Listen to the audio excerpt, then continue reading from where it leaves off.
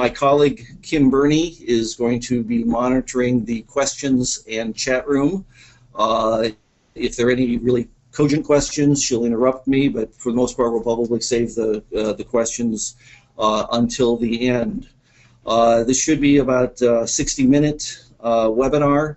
I need to start off with your typical necessary disclaimer. I'm going to be giving you my best advice and best practices with respect to 1099 reporting, but I'm not giving any legal or tax advice. There are a lot of nuances in all of this, and if you have a particular issue, you should advise appropriate counsel to resolve those. However, this is the third year that I've given this 1099 webinar.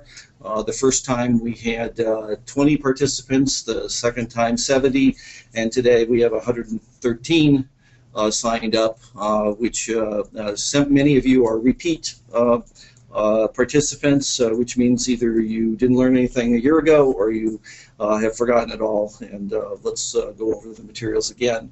I want to introduce myself. I'm Mike Marget. I'm Managing Director of 4L Law Firm Services. We're based in Tampa. We provide outsourced accounting, bookkeeping, and billing services for small and mid-sized law firms across the U.S.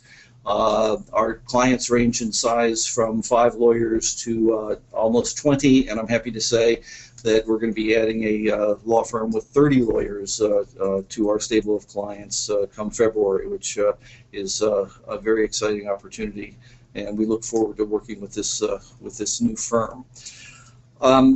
The reason we're all here today has to do with Section 6041 of the Internal Revenue Code. That section reads essentially that every person who's engaged in a trade or business who makes payments aggregating $600 or more in any tax year to another person in the course of the payer's trade or business has to file an information return with the IRS and provide a copy to the payee, unless either the payment or the payee is otherwise exempted. Let's try to put this in the context of a law firm and what it really means. Our law firms, whether we're organized as a sole practitioner, a sole proprietorship, a partnership, or a corporation, we're engaged in a trade or business of practicing law, and that makes us subject to the provisions of 6041. 6041 focuses on payments aggregating $600 or more, which is a fairly small threshold in today's day and age. And it reminded me that years ago I used to give my secretary at year end, when I was a partner in a law firm and had a professional corporation, my professional corporation each year would give her a year end bonus of $599.99. And when she asked why I didn't round it up 600, I explained to her about 1099 reporting and said that the IRS is not going to be aware of this payment, although I'm going to be deducting it through my professional corporation as a business expense. But she may or may not remember to report it when she filed her own tax return. However, I'm happy to share that story with you today because the statute of limitations has run on those tax years, and both the Rhonda and my professional corporation and I are free and clear at this time. In focusing on the $600 limit too, it's important to remember that we have to aggregate all of the payments we make in the course of a year to each payee. And it's also important to remember that we have to aggregate all of our bank accounts. Okay, so not only our business accounts, but also trust accounts, which are under the control of the law firm. In the course of our practice at 4L and in the course of my career, I've dealt with a number of law firms, and on a couple occasions I've encountered firms who have said that, well, we don't have any independent contractors on staff, so we don't have to send out any 1099s. The answer to that, as I'm sure is going to be clear to everyone by the end of the day, is independent contractors is not the whole story. And secondly, we've encountered a few firms who've said, we don't bother counting payments that come out of our trust account because the trust account carries the FEIN number of the state agency to which the IOLTA monies, interest monies go, and so we don't have to report that either. And I just want to say early on, and I'll probably say it again later today too, that it doesn't matter whether or not an account has a different FEIN number on it. If it's under the control of the law firm, you still have to aggregate those payments for the purposes of 1099 reporting as well. Payments out of your IOLTA account are also subject to the 1099 reporting.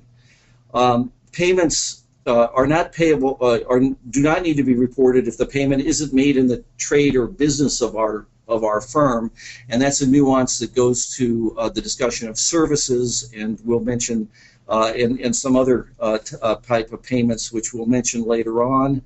And of course, the last bullet point on this, or the second last bullet point on this page, relates to the fact that the information return that 6041 refers is Form 1090. In most cases, is Form 1099, and that's an information return, much like a W-2. It just says how much payment, how much amount of money might be subject to the recipient's taxable income. It doesn't actually, compute tax liability. And the last thing we're going to talk about is the fact that we're going to go over some examples of payments or payees who are exempt from reporting. The forms that we're going to talk primarily about today are Form 1099 MISC. We're going to talk a little bit about Form 1099 INT and 1099 DIV.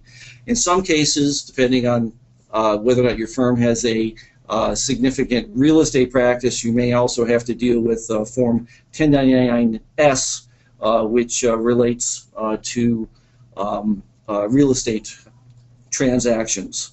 There's another form, 1099 form, that comes up from time to time with law firms, and that is Form 1099-R.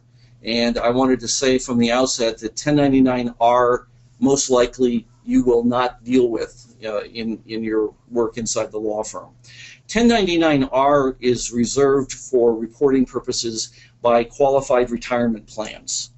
A firm where I worked a number of years ago, when I walked into the firm and we were reviewing the 1099 procedures, the accounts payable department mentioned to me that they send out 1099-Rs to a number of retired partners. All right, and as we got into what these payments represented, it was very clear that the firm had been making a mistake.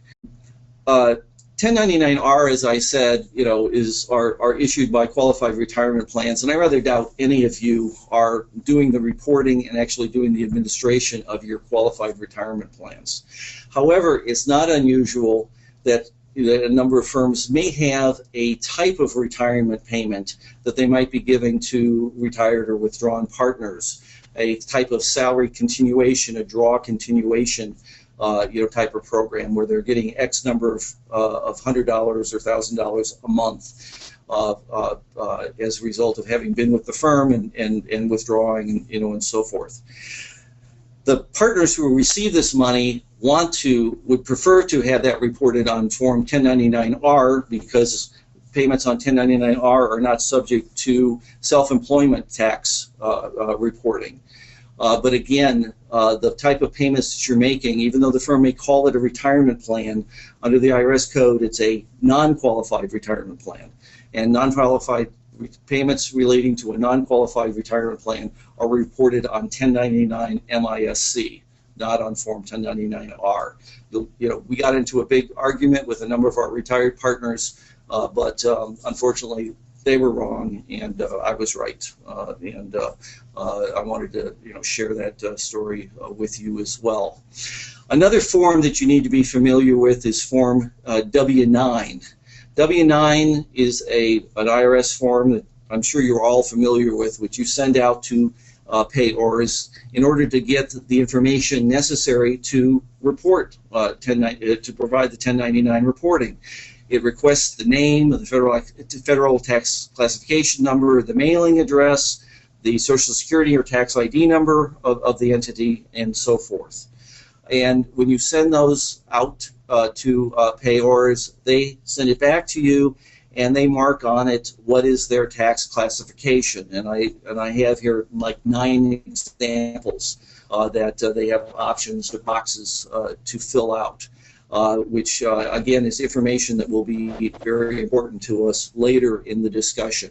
And it's important too that when you receive these to review them right away, because oftentimes a payor will send back the Form W-9 and check the box for a limited liability company, but not fill in the appropriate letter C, S, or P to indicate whether or not they're a limited liability company, classified as a corporation for tax purposes, classified as an S corp for tax purposes, or classified as a partnership for tax purposes.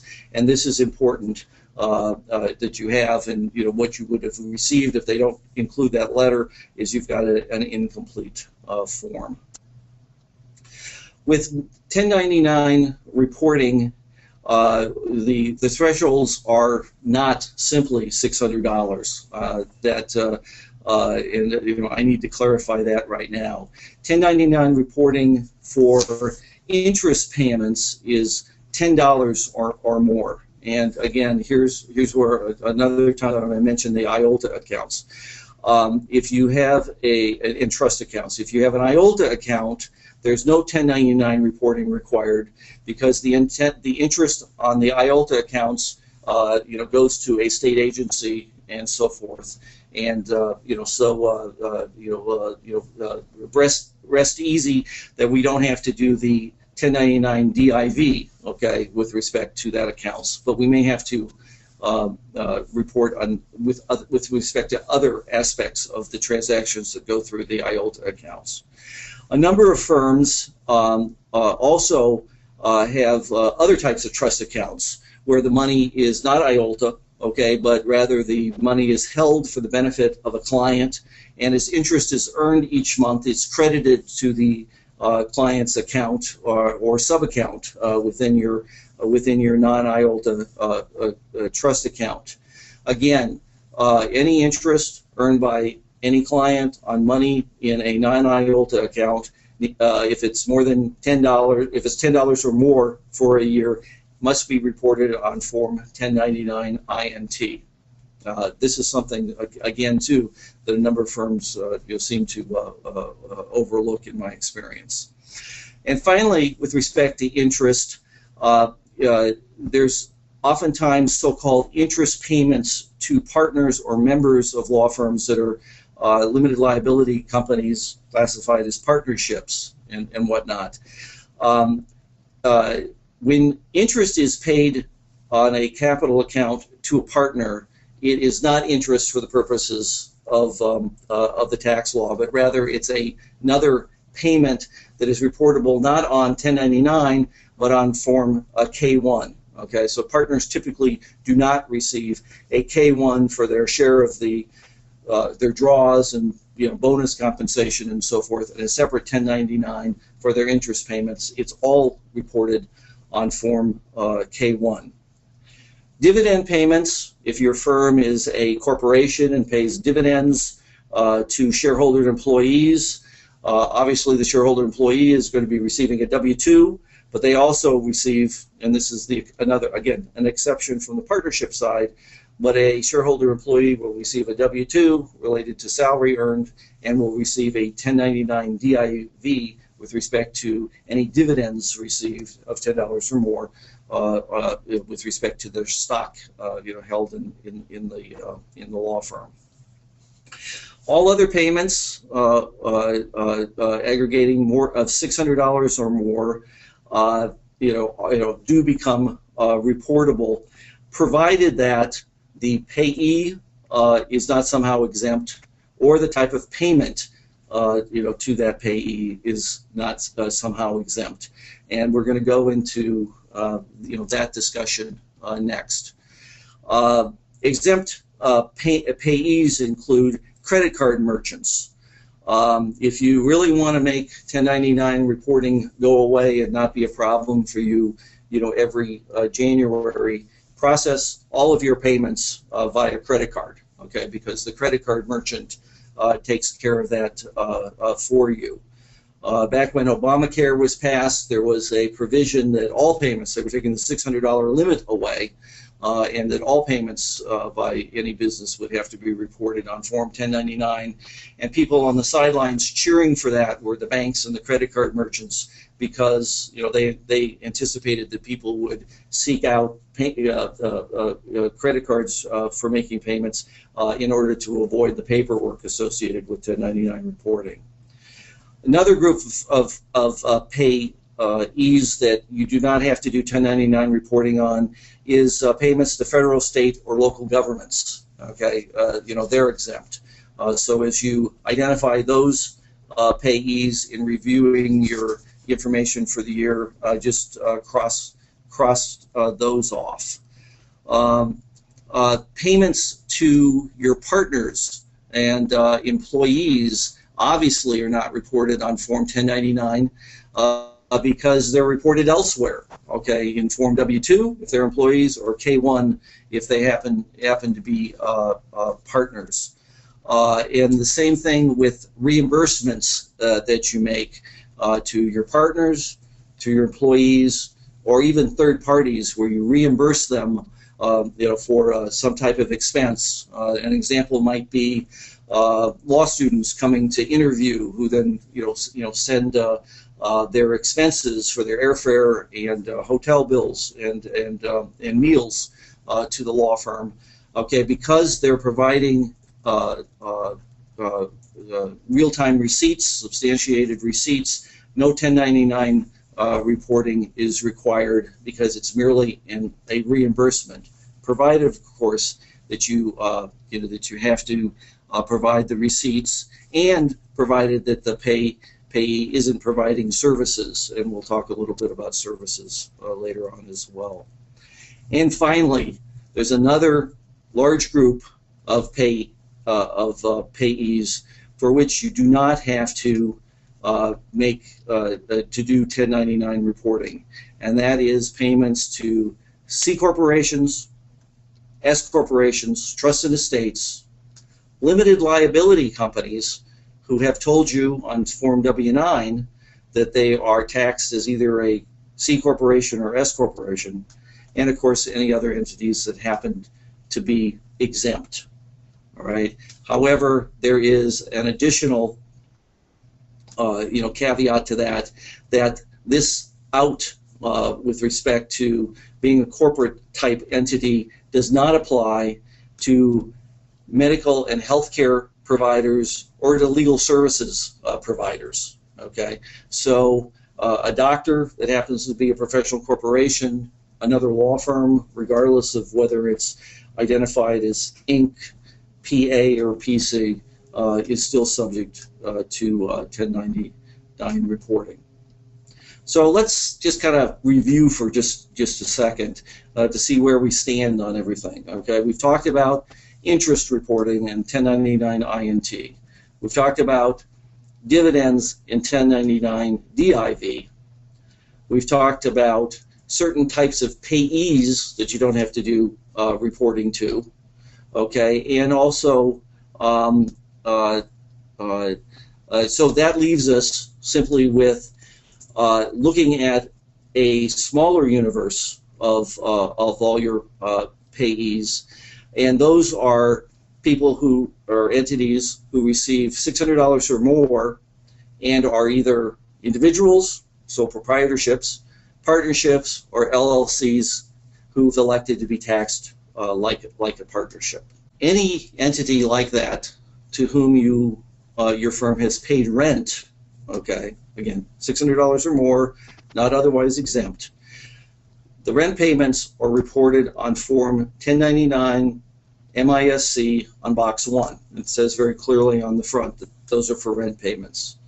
And for 1099 reporting purposes, the term rent encompasses the office lease payments, including your base rent, your real estate taxes, and operating costs. So if your general ledger breaks those out into 3 different general ledger accounts, you put them all together, and that's the rent payment if you rent equipment, okay, again, and or rent a meeting room or banquet hall or a booth space, okay, from some entity that isn't otherwise exempt for reporting purposes, that too is rent 1099 MISC Box 1.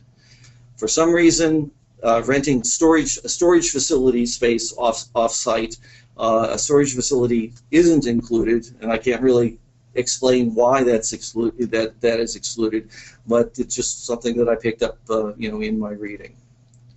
So that now reduces our rest of our population to just services, and here is the real crux of everything.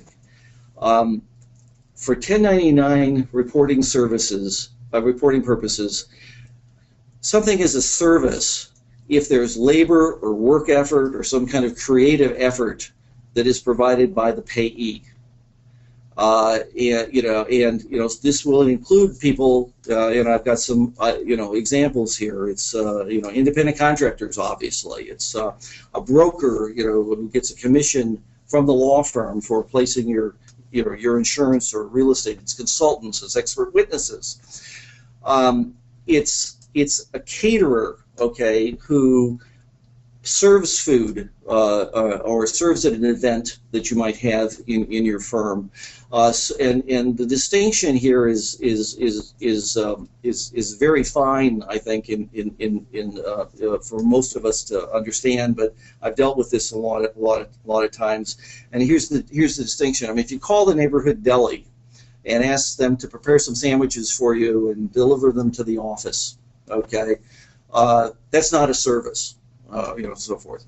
But if you call the neighborhood deli and ask them to prepare, food, and also to provide a staff, okay, to be waiters and waitresses, at an event that you have in your firm, the work that's done by the wait staff, okay, becomes a service, okay, and in that case, you have to provide report the 1099 for the entire payment that is provided, by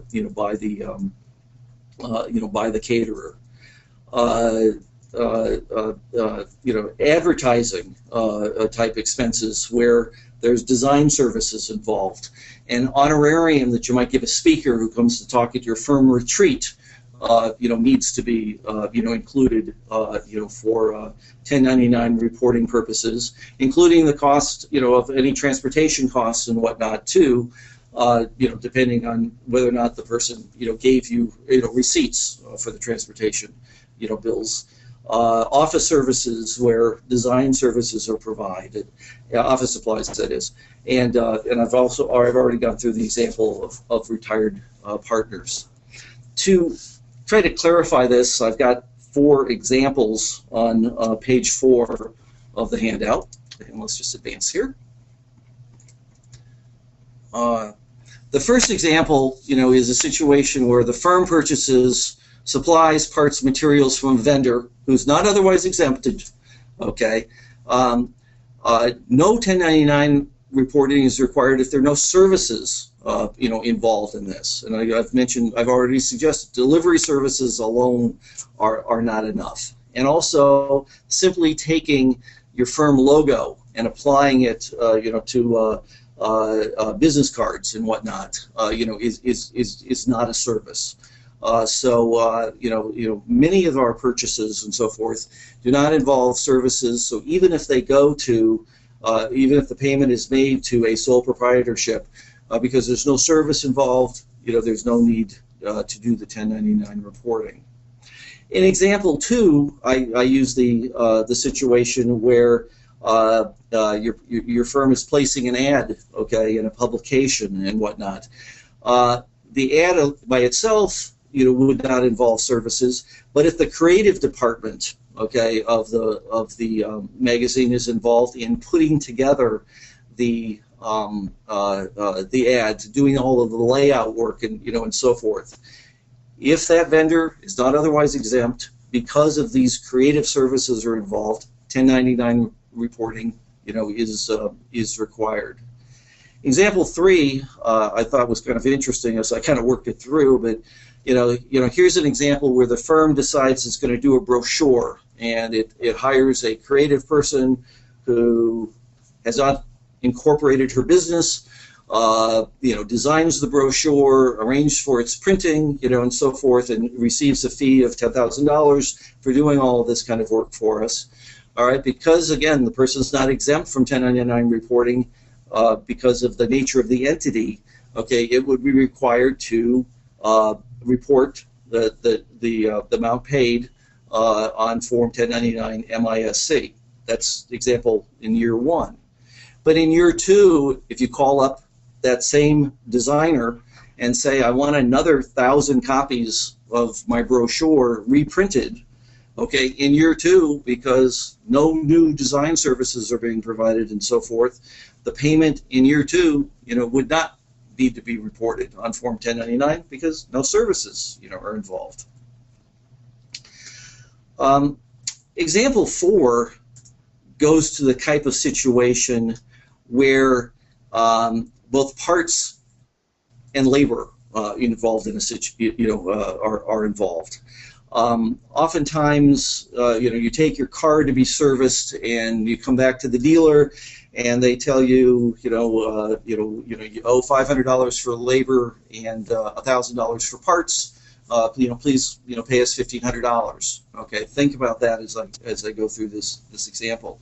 If your firm has an IT consultant, again, who's not otherwise exempt, who you've asked to do some repairs, to do some upgrades to your computer system, and the IT consultant does the work, but also provides some parts, some software, and whatnot.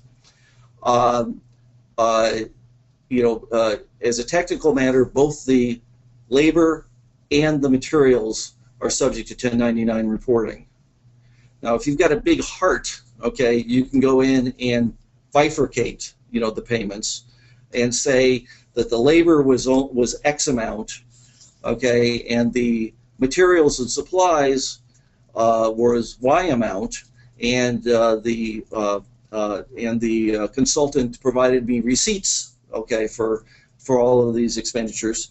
If you really want to, you can send the 1099 only for the X, okay, because you've got the receipts, okay, for everything else.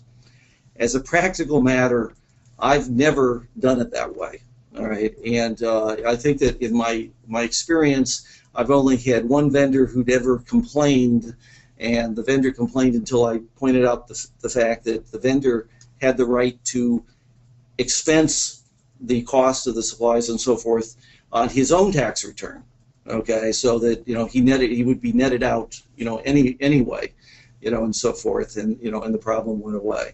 But you are not required to break it out that way. But if you want to, as long as you've got the substantiation receipts and so forth, you wouldn't need to include both X and Y on the amount reported. I wouldn't go that far. Example 5 is included just because the question of scholarships has appeared in prior presentations. And if your firm provides a scholarship to someone, okay, that does not have to be reported on Form 1099, provided that's all there is just the scholarship. All right.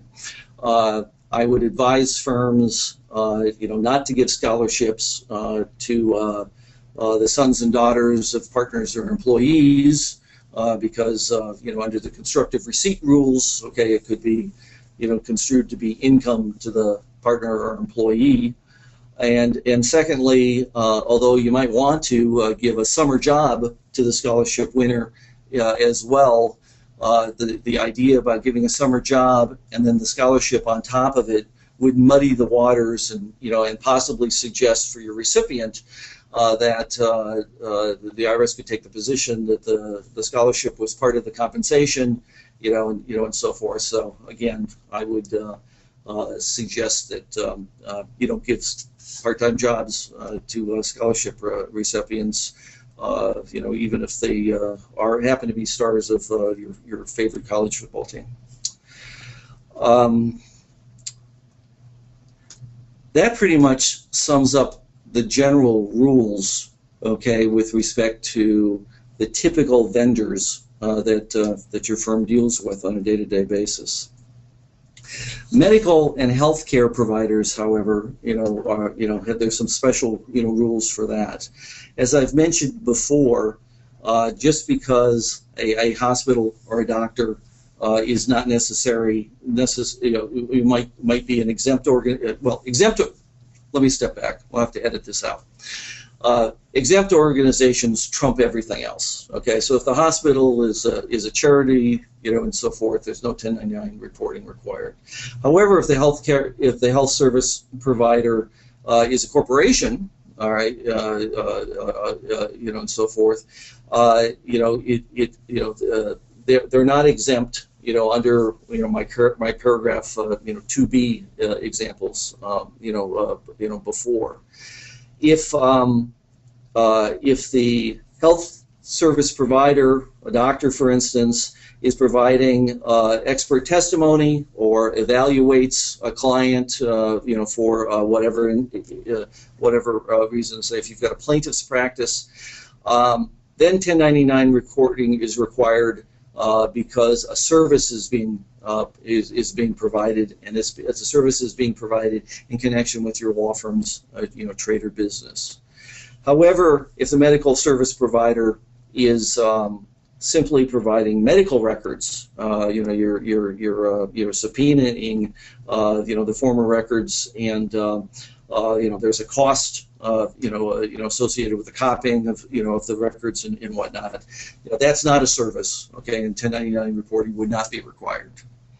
If you have a situation where it's a hybrid, okay, where it's both the medical there's photocopy charges as well as the services being provided, then do 1099 for both types of things.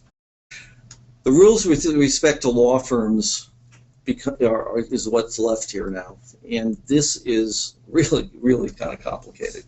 And I think that over the years I've decided that the best way to do this is just kind of go through examples, and suggest to you that you try to compare and contrast the outcome of each of these in order to pick up the nuances. Okay, first off, example number 1 on page 5. I'll advance my screen here. Assume your firm engages another law firm to provide legal services on behalf of your firm. Be local counsel, consult on some ethical issues, whatever. Your firm is engaging the law firm of A, B, and C, and therefore A, B, and C is legal services provider. So the payments that you make to A, B, and C are reportable on Form 1099 MISC in Box 7. Okay, because Box 7 is relates to the payments just made to the law firm. And the reasons I think are obviously it's, in my example, I'm assuming the payments are for $600 or more. I mean, who can hire another law firm for less than $600? Obviously A, B, and C is a legal services provider, and the services are being provided in connection with our firm's trade or business. And regardless of whether or not A, B, and C is a corporation, a PC, a PA, what have you, because they're a legal services provider, that alone trumps the exemption. Example 2 comes up more often than I think we'd like to admit, in our law firms, where we have an employment-related claim against the firm. And in my example, I'm assuming that a former employee has filed a claim against the law firm, and rather than go to litigation and so forth, the firm decides to settle the claim and get releases for $100,000. And also assume that our former employee is represented by the law firm of DEF. Because the claim is being made by an employee, the $100,000 settlement is reportable on Form W-2, and the applicable income taxes and FICA taxes should be withheld. The first time I ever encountered this kind of situation was with a former employee who had worked at had been away from the firm for 18 months. Hadn't been an employee for 2 tax years and so forth, and my first inclination was to say we're going to report this on Form 1099, and on further investigation, it was no, that's wrong, and what we had to do was we had to reactivate the former employee as a current employee for payroll tax purposes, in our payroll system, process it through payroll, cut a payroll check, and have it be subject to all the tax withholding and so forth. If the check, for whatever reason, is designed to be payable to both FE and to jointly to FE and to the DEF law firm, obviously we're going to be cutting the net check, okay, for that amount, okay. But even though the net check is being payable, jointly to the 2 parties, the entire $100,000 is reported on Form W-2. Okay, that makes sense, with respect to what I've said so far. And the net amount of the payment should be reported on on a 1099 to the law firm DEF. And here, because the check is made payable to both parties, it's reportable on Form 1099 MISC in box 14. If 2 checks are provided, okay, again, in the settlement, the law firm is to pay, so much to the former employee, and the law firm is supposed to pay the legal bills directly. Again, the full amount, the $100,000, is reported on Form W-2 to the former employee, and then secondly, with respect to the separate check payable for the legal fees directly to the law firm, is reported on Form 1099 MISC box 7, again because the payment was simply to the single law firm. Example 3 mirrors what we've done in example 2, and here the assumption is that you've got a third party that the law firm, for whatever reason, makes a $300,000 settlement, and the third party is represented by the law firm of GHI.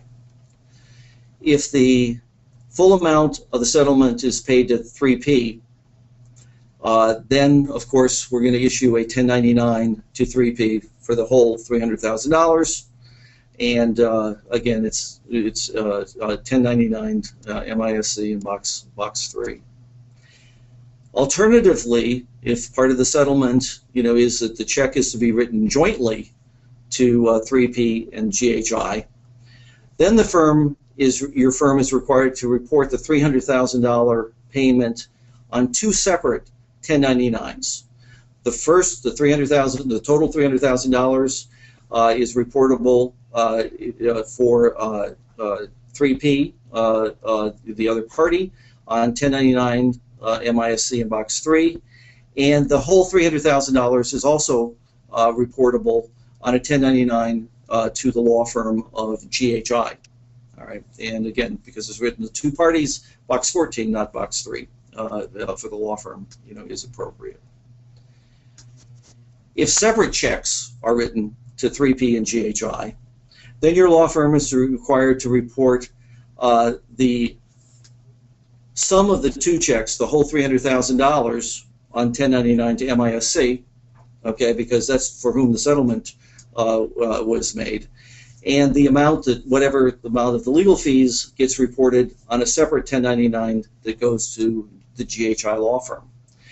The theory here is that, and I think it's true under both example 2 and example 3, which is that even though a joint check is written, or 2 checks are written, or a single check is written, okay, the party, okay, gets the 1099 for the full amount, all right, and then the legal fees, if any, okay, may be deductible by the principal party on his or her own tax return, all right, but you report the gross amount, all right, and then when the check is payable to both the party and the party's lawyer. You do it slightly differently, okay? But the idea, is that the party picks up a 1099 for the full amount, including the legal fees that might be involved. In example 4, this is the reverse of what we've had in examples 2 and 3. Okay, where we're the law firm, okay, for the party, and let's say that we receive a check made jointly payable, either payable to the law firm or jointly payable to our law firm and our client. All right, we put the money into our trust account. We deduct whatever is appropriate to reimburse the law firm, for its fees and expenses, pursuant to the engagement letter, and cut a check from the trust account to the law firm to recognize the law firm's income. And then we remit the balance to the client. In this type of situation, what we're doing is not, remitting funds, our funds, okay, to the client. It's nuanced though. It's money that's coming through the trust account, but the trust account is merely the conduit, okay, for someone else's payment. And as you saw in examples 2 and 3, it's the someone else who has the reporting requirement to our client. All right, and so that when we're simply clearing trust money on behalf of a client, we don't have to do 1099 reporting when we're remitting the money to our own client. In, for instance, in insurance settlement, type situations and so forth is where this happens most often. It's the insurance company that will be sending out the 1099, to your client and so forth, not the law firm that's merely providing an accommodation payment through the client trust fund. Other situations that have come up from time to time, when you're returning funds to a client, either because the client overpaid you, paid an invoice twice, remitted funds to your client trust account to be held for show good faith on a pending transaction and so forth, which falls through, and you're reimbursing those funds to the client. The mere act of reimbursing the funds and so forth, the amount of the principal, does not require 1099 reporting. All right. If the money's held in an interest-bearing non-IOLTA account, however, you may have a 1099 INT issue, but simply returning client trust funds, is not a reportable transaction under 1099. Barter transactions came up for one of our clients at 4L recently, where one of our clients, had an individual who couldn't, needed some legal advice, but offered to paint the lawyer's office in return for the legal services to be provided. Okay, in that type of situation, there were services provided by an individual, somebody who's not a corporation. Having your office painted is something that happens in your trade or business and so forth. And we advised the law firm that they needed to 1099 their client for the value of the legal services provided, even though there was no cash, transacted as well. Back to trust accounts. Okay, example 7 is something that's referred to oftentimes as the middleman rule. This is a situation where your firm is involved with experts, expert witness, a technical expert, a researcher, an investigator, and so forth, who may be hired by your client, okay, and might technically, be in the employ of your client, but the expert is compensated for services through the trust account, okay, through funds provided, by the client. If your law firm is involved in the hiring of this individual, directing the work that's done by the individual, or somehow supervises the work that's done by the individual, which pretty much explains, expert witnesses, for instance, then 1099 reporting is required. Okay, even though the payments are somebody else's money. Okay, and and this is true, and whether or not the client is just making a payment to the firm, and the firm is advancing the payments on behalf of that third party, and then billing the client, or if the money's put in the trust account. And so again, it's about the aggregation, it's the trust funds, as well as the firm's payments.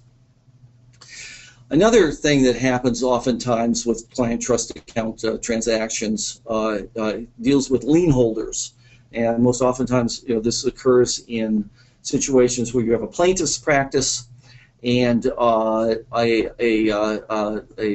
doctor, a hospital, some other medical service provider, someone who provides therapeutic assistance, might file a lien with the lawyer on any settlement that the client might receive in an action to recover damages.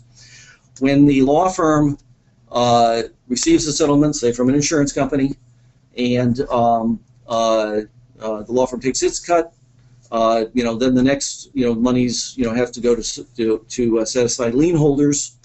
And those payments to lien holders are not subject to 1099 reporting, because again, they didn't provide services in connection with the law firm's trade or business, so those payments aren't reported.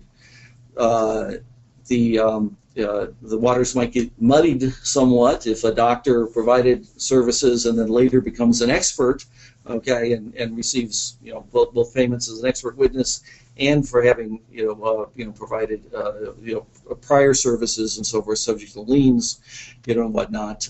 But you can bifurcate that and report some and not report the others. But most often, just go ahead and do the 1099 reporting. If it's a halfway sophisticated provider of these services, they'll understand, and it'll be taxable income to them, either way, even though it's like the client paid them. Real estate transactions can get very, very complicated. I think if your firm has a big real estate practice, I advise you to familiarize yourselves with the instructions for 1099-S.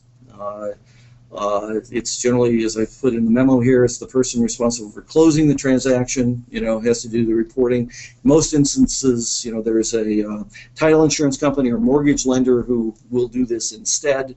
But the whole thing about real estate transactions could be an hour-long webinar on its own, so I'm not going to get into more details on that today. Back to interest on client trust funds. Again, I've mentioned it a couple times, but again, I just it seems to come up a lot. Again, interest on the IOLTA accounts, you don't have to pay. You don't have to report the interest on the IOLTA accounts. Interest on interest-bearing accounts, where the client's getting credited, get those 1090, get those W-9s if where appropriate, so that you can report the interest earned on those trust accounts. Example 11 comes up a lot in smaller law firms. It's a situation where there is an affiliate of the law firm who might be the landlord. The landlord might be one of the partners in the firm. It might be an LLC owned by some but not all of the other partners. It might be a separate LLC owned by all of the other partners and so forth, which is elected to be taxed, as a partnership. Oftentimes, for the sake of simplicity, the law firm will simply make the mortgage payments on behalf of their affiliated landlord. Will make the insurance payments on the building. Will pay the real estate taxes on behalf of the landlord, and so forth. and all that nonetheless, because they're payments on behalf of a third party, another entity, unless that landlord is exempt, okay, because it's a corporation or something like that, those payments on behalf of your affiliated landlord are reportable on Form 1099 MIS as rent, in Box 1. Example 12 does not come up very often. Some firms have administer a family office type thing, manage trusts where a trust account might be used to pay the expenses of a client, or the descendant of a former client, beneficiary of the trust, and so forth, where services are provided and the law firm's, the trust account, which is under the firm's control, issues checks with respect to that. Because the firm has extended its trader business to include running a family office and paying expenses that might be reportable, if that entity itself was employing the individuals, those need to be reported on 1099 as well. In Roman 5, I've just reminded you all about what the deadlines are. In Roman 6, just a warning that substantial penalties apply for failure to timely file 1099s. Roman 8, gives you some ideas about where to go for assistance and more information. So with that, my voice is a little parched. I'm going to have another glass of water, and I'm going to ask Kim if we have some questions. The first question is, what about international governments filing fees? Or international payments to an international government filing fee and so forth. I mean, a government entity and so forth. I would think would be exempt. I can't think of a payment made to the Antitrust Commission in Canada or something like that. I think would be exempt, and and I wouldn't worry too much about that. So on the same frame, what about foreign entities and persons? Do they have to fill out W-9? Foreign entities and persons, actually, with respect to foreign entities, which is W-8-BEN is what I believe is the form is, and that simply needs to be sent to them. And again, like a W-9, they sign it, certify that they're a foreign entity not subject to U.S. taxation. A related situation that has come up once or twice in my career is a law firm that has foreign interns working. I don't want to use the word working. I want to say foreign interns who happen to be in the law firm, okay, for a period of time. In one instance, the firm said that well, these people are not subject to U.S. taxes, and I said, "Are you paying them? Are they billing hours? Are they going to meetings? Or and you're compensating them in some fashion?" And the answer was yes. And I said, well, that's they're employed by you, okay? And actually, they're not subject to 1099 reporting. They're subject to W-2 reporting, even though they might be foreign, but might be foreign nationals. Withholding is required. It's necessary for them to get a separate type of tax ID number, okay, from the IRS.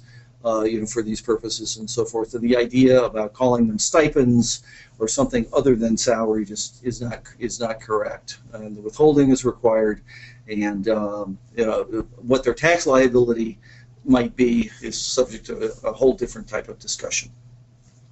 Okay, the next question is, the question by Ann is, do you mean that if you receive a settlement check deposited into an IOLTA and then distribute it to your client, you must give that client a 1099? No, I did not convey that, and I don't think that. Example 4 on page 5, okay, where your firm is simply, receiving the settlement check, okay, and remitting it. I think I was clear, that is not a reportable transaction. I refer to examples 2 and 3 about who has to do the 1099 reporting, there will be 1099 reporting, I believe, in the situation that you suggested. Okay, but the 1099 reporting will not be from the law firm. Okay, it will be from the insurance company, for instance. Will be issuing the 1099. And I just refer you on page 5 to examples 3 and 4. Okay, to for clarification on that. Okay, the next one is, are checks to the clerk of court and all other court checks exempt entities? Lori. Government entity exempt, yes, absolutely. I hope everybody heard the question as well as my answer. Yeah, I think they hear. Equipment leases, are they the same as equipment rentals? This is equipment lease, equipment rental. Yeah, I believe that to be correct. That equipment lease and equipment rental, potato. Okay. What about political contributions made to a campaign? That's Stacy. Political contributions to a campaign are not 1099 reportable. But there's and the law firm doesn't have to do any reporting.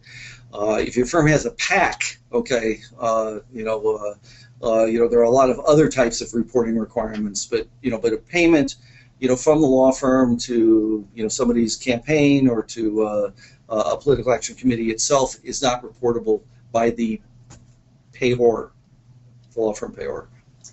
Okay, the next one is from Lori. She said, there was a bullet point you went over. Registration fees for seminars, like CLEs, many times we pay the attorney via an expense report because I pay for the CLE seminar personally. Is a 1099 to be issued in this case? In the example that you've given, well, I'm going to give a couple answers, but they're both going to be consistent.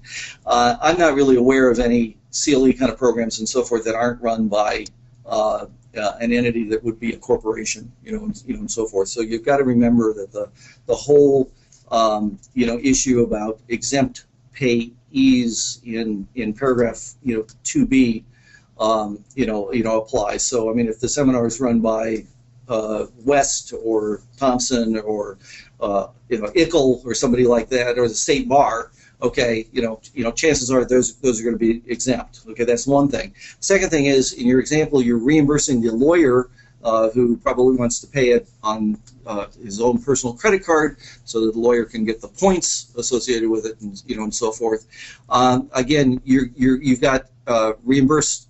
You're doing a reimbursement, okay, which is which I mentioned on page 3. Number 4, reimbursements, as long as you've got receipts and so forth, whether the person you're reimbursing is an employee or not an employee, as long as you got receipts and a reimbursements are not 1099 reportable. Okay. The next question: if a doctor provides the service, do we 1099 the doctor himself or the hospital he works for? Steve.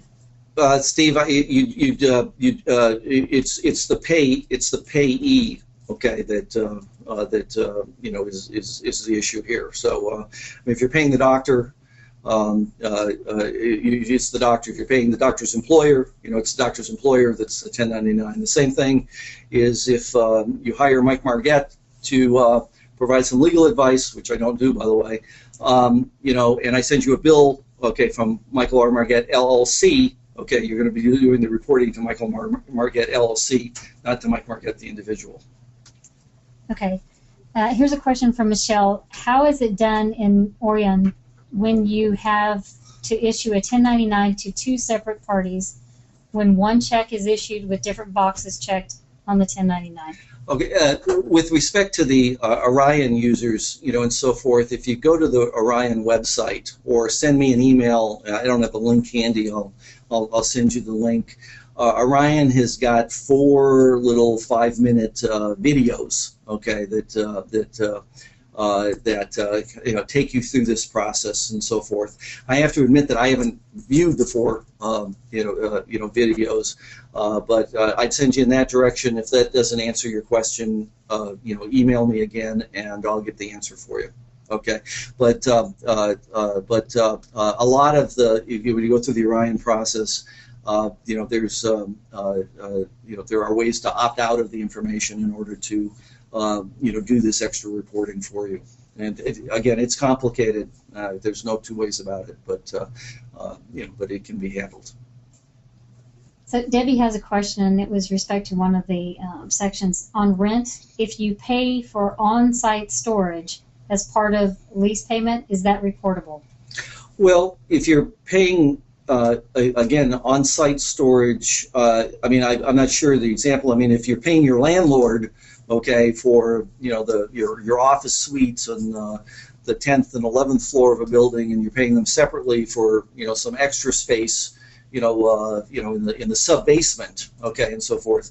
Rent is rent, okay, and just lump it together, into one. Off-site storage facilities, I take it to mean these kind of places where you rent a locker or garage, that type of thing. If you happen to rent a building, okay, or rent storage space in another building, okay, that's rent, okay. The one exception for the climate-controlled private storage kinds of things that you see on every other block. Why they have an exemption for those, I don't know. But if in doubt, send them a 1099. They'll know what to do with it. It's a good one. But again, you got to remember, if they're most of these kinds of situations, the payee is going to be a corporation, okay, or an LLC, taxed as a corporation, things like that. So it's the exempt payee rules, trump this before you get down to the rent. Look at the last page. Okay, Sarah wants to know, what about litigation funds? What about litigation funds? Okay, that's all I got. I'm assuming that there's money that goes into a. I assume the question has something to do with I tell you what, we'll go on. Sarah, if you're still here, we just send it. If you're still online, send it. If you could give us a little bit more explanation about what your situation is. But litigation funds, I would think, would be no different than a client trust account, that the firm administers, and if payments are made, in terms of a settlement or to an expert and so forth, it's going to be, and services are provided, not otherwise exempt, okay, because it's a corporation or an exempt entity or whatever. 1099 reporting is going to be required at the accounts under the control of the law firm. Okay, Char wants to know, is a W-9 required if an LLC is classified as a partnership, if not under C or S? A W-9 is a form that's used to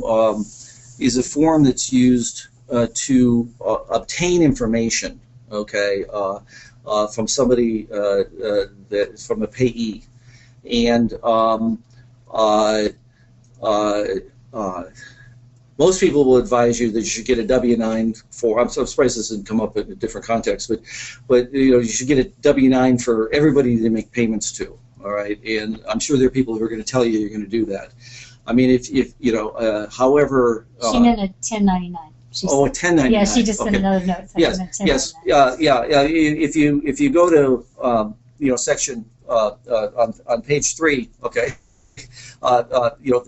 certain federal tax classification providers, are exempt. Okay, a limited liability / partnership is not there. Okay, the 1099 reporting applies to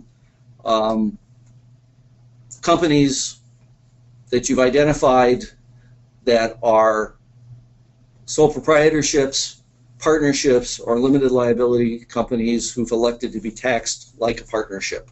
Okay, it's the exemption is for limited liability companies that have elected to be taxed like a corporation. So yes, if 4L happens to be a limited liability company, 4L has elected to be taxed like a partnership. The law firms that we work with send us 1099s. partly because we advise them to, but because we've given them W-9s, in the normal course of business that have identified the fact that we are a limited liability company that, for planning purposes, has decided to be treated as a partnership. So Sarah did respond back on the litigation fund. She said, I pay into a lit fund, a different attorney, for them to distribute lit costs. I guess they are like an attorney, and I put it in under number 14. Yeah, that's an interesting. I mean, yes, it's the situation where your firm is paying into a common fund, and yeah, I think 1099. MISC is required. I think it would be box 3, okay, and so forth. This is one you might want to call the other law firm, on. But yeah, my inclination is that it's like it's under somebody's control and so forth. I could be wrong on this one though. But my inclination is that that should be reported on Form 1099. I would imagine your check is probably to the ABC Joint Litigation Fund or something like that.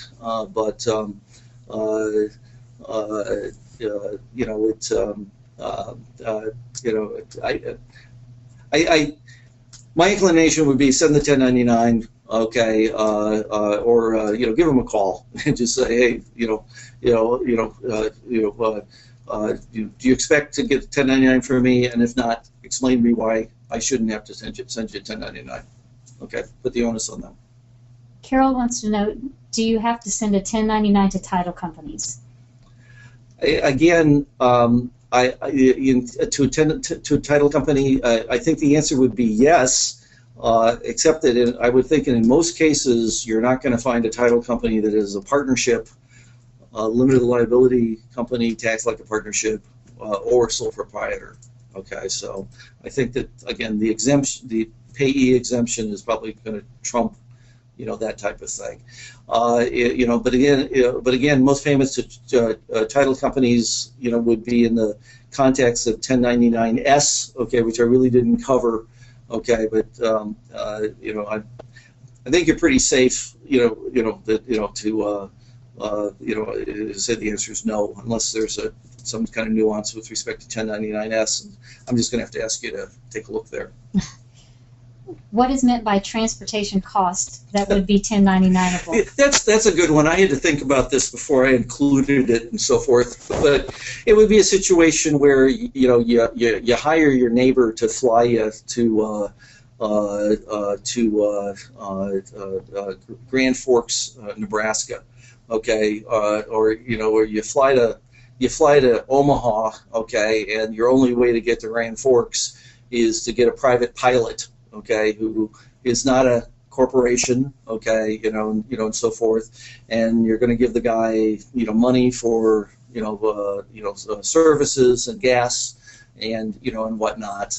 That would be 1099 reportable. You hire a guy, in the big cities, they're, what is it called, jitney cabs, and so forth. So, I mean, you hire a limousine to drive you around town, and the limousine is owned by an individual and so forth. That's transportation costs, and you should send a 1099. Okay, whether or not you're going to think about this when when you cut the deal at the private airport in Omaha or not, is another matter. But yeah, that's an example of transportation costs. You fly American Airlines. I wouldn't bother getting American Airlines, getting a W-9 from American Airlines. I wouldn't bother getting a W-9 from Office Depot. Okay, I wouldn't bother getting a 1099 from a lot of the big vendors, and so forth. Although other people will tell you, you should get a 1099. Okay. The same thing with foreign law firms, okay, in the example that I used before, when the law firm that I dealt with that had the intellectual property practice and used foreign law firms said, well, I hear you, I should get a W-8-BEN just to verify that that they don't have an office, that they're not a U.S. Citizen, and aren't subject to U.S. taxes, but I know they're not. And of course, my retort was, how do you know they don't have a New York office? How do you know they don't have a partner, in New York, that is subject to U.S. taxes, as well? The best advice, would be to, would be to get the W-8-BEN, because you just don't know. Okay, you go on American Airlines website and you can see that it's American Airlines Corporation, so forth. And if you want to be safe, send them a W-9. You'll get one back someday, or just put a copy of their web page, in your tax file and say, I'm relying on this because I didn't get a 1099, or forget about it. Life is short. I believe this is going to be the last question, except for you're getting a lot of, but you're getting a lot of thank you. So okay, well, good. Here's your last question. Do you recommend getting a W-9 from a law firm if their tax ID number is on their invoice? Colleen. Getting a W-9, no, I don't. I think that's why. Do I get a 1099 if you know their ID? Well, you already know that that they're a law firm. You already know that the W-9 is even if it says that they're a corporation, on their law firm, the fact that they're if the W-9 already says that they're a corporation, the fact that they're a law firm trumps it, and you've already got their tax ID number, so I wouldn't bother getting a W-9.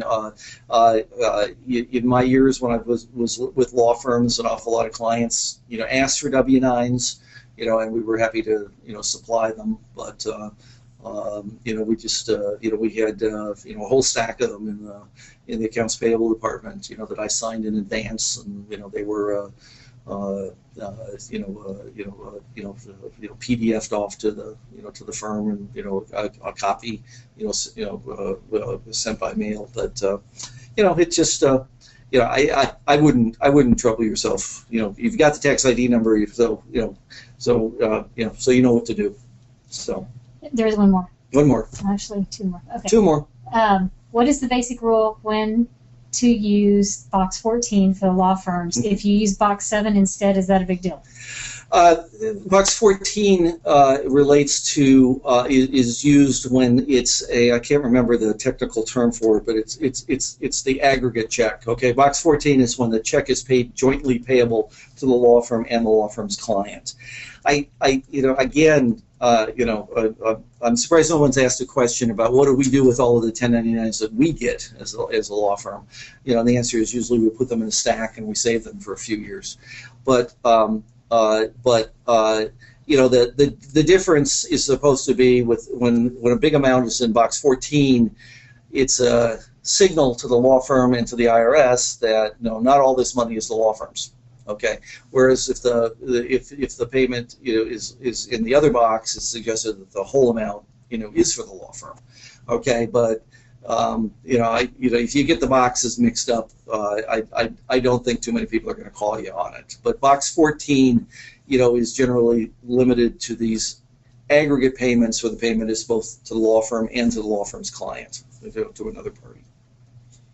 And this one is it necessary to get a new W-9 form from vendors each year? No, it's not necessarily get a new W-9 each year. Okay. Last one is Sarah. Sarah? Sarah, I try to reconcile the 1099s we get to our receipts, so no dollars are missing. Is that Sarah, is it? Yeah. Sarah, God bless you. Okay. You're the first person I've ever heard that did that. Yes, it probably is a good idea. There are situations where luckily I've never encountered them personally, but you read about them where lawyers have clients pay them directly and so forth, and you would think that and I guess that you doing the 1099s would be one way of doing that, but your effort in this regard is admirable. Okay, at Holland and Knight, we had 1,000 lawyers, and I can't begin to think about how many 1099s we received.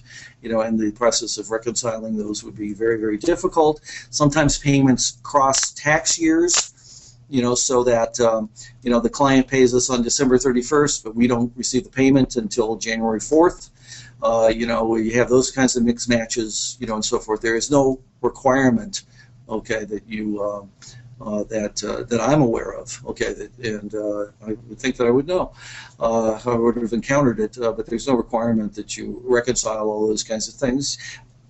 Having said that, looking at them is a good idea. You never know what you might find, okay, and but what you might find would be nothing good, okay. So anyhow. Sarah said she's just crazy and has capacity. Okay. Sarah, give me a call. You've got too much time on your hands. Okay. Now you're done. All right, I'm done. Listen, thank you very much. I want to say this was a great group. Of the 112 people who registered, I think 79, showed up. There are 45 of you diehards still on the line. And I'm thrilled by the questions. I did not get this number of questions before, and I don't know if you could tell from my voice, but answering the questions is more fun than actually giving the presentation. If you my email address and contact information is at the top of this. Some of you have called me during the year, to ask for some guidance on some questions. Again, I'm not giving any advice. I don't charge you for this stuff, but I'm happy to help out whenever I can, and just kind of furthering the knowledge base of all of this. Anyway, thank you for putting up with me, okay, for the last 81 minutes. And with that, I'm out. Bye-bye.